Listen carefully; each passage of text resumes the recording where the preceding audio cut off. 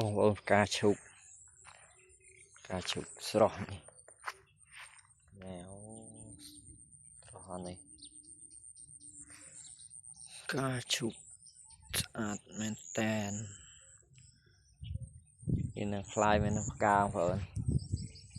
ផ្លែច្រើនផ្លែលំមឹងណានេះ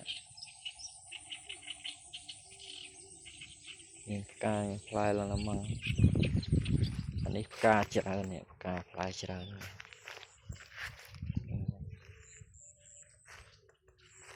តំណែងគេធ្វើប្រហែលជា3ហាត់ឈូក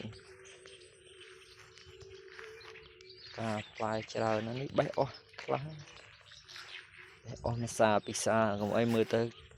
ច្រើនជាងនឹងទៀតបេះអស់ច្រើនហើយការច្រើន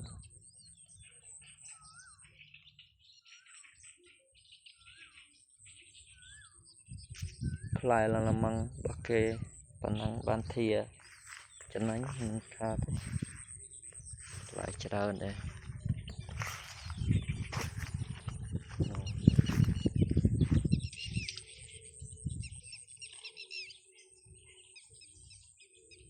ផ្លែលំមឹងឃើញនៅនឹងក្នុងទូរស័ព្ទដូចជាមិនសូវស្វើមទេ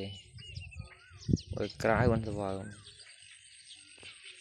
ផ្លែច្រើន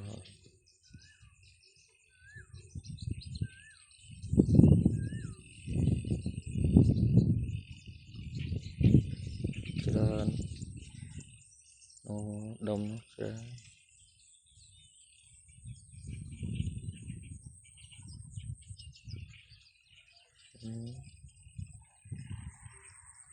តែខែនេះធ្វើហត់បូមទឹកតិចបងប្អូនហត់មែនតែនតិចបូមខែប្រាំង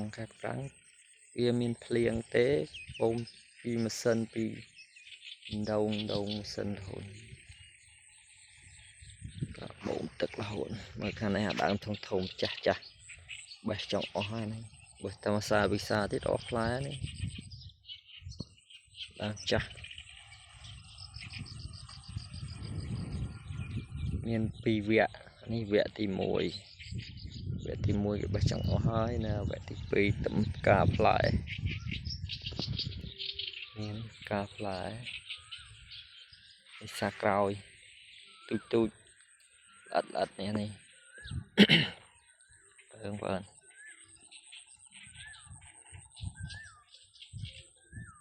ល្អិតផ្លែ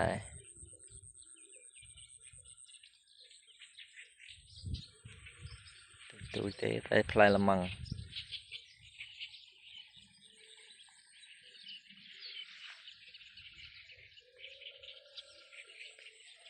គ្នានឹងធ្វើច្រើនឈុំតែណាមកកន្លែងហ្នឹងនៅពី3កន្លែងទៀតសិតតែឈប់